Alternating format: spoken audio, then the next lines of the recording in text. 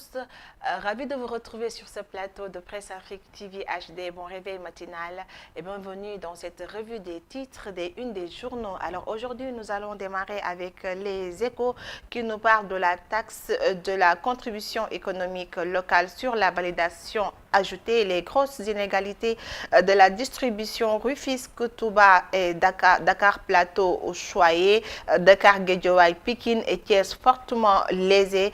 Certaines communes de l'opposition comme Yoff, Grand Yoff, Ziguinchor bien servies. Parlons à présent de Besbi le Jour qui nous informe à sa une. Ousmane Sonko dépose sa candidature sans parrainage ni attestation de la caution. Les scénarios, le dossier incomplet, une éventuelle victoire à la Cour suprême, mystère sur le plan B. Passons à présent de Vox Populi, présidentielle 2024, dernier jour pour le dépôt des candidatures. Le Conseil constitutionnel ferme ses portes aujourd'hui à 0h. Moins d'une quarantaine sur les 266 candidats à la candidature ont déposé leur dossier. Sonko, un dépôt sans tambour ni trompette, jour le plus long pour les retardataires, rush de dernière minute en vue. Restons toujours avec Vox Populi. La marine saisit 690 kg de cocaïne au large de Dakar. Une troisième embarcation arraisonnée le 23 décembre après les deux navires qui transportaient chacune 3 tonnes de cocaïne. Parlons de l'affaire de la pouponnière de Ndella Madior Diouf. L'Observateur nous informe que 6 bébés sont décédés et enterrés clandestinement.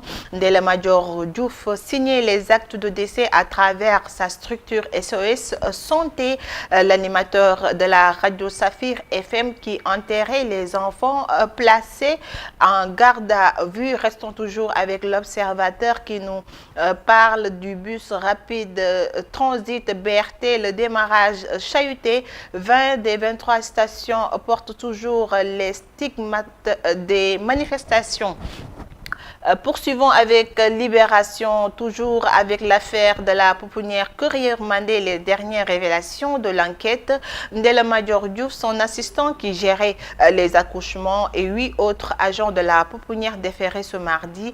La brigade de protection des mineurs répertorie 5 décès dont certains ont eu lieu sur place. Les dessous de la descente des enquêteurs à Simal.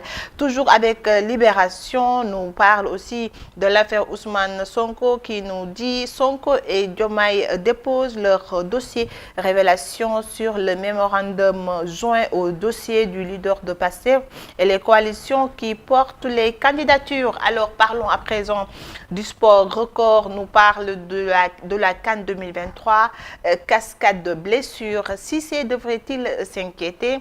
Cela peut fausser son programme, il doit oser les jeunes.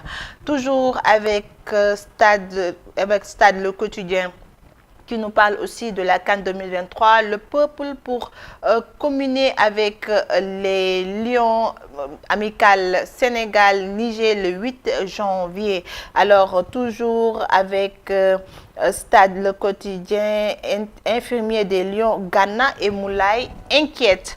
Mesdames, Messieurs, c'était tout pour cette revue des titres. Restez scotchés avec nos programmes. Tout à l'heure, vous aurez votre journal des JT avec moi. À plus.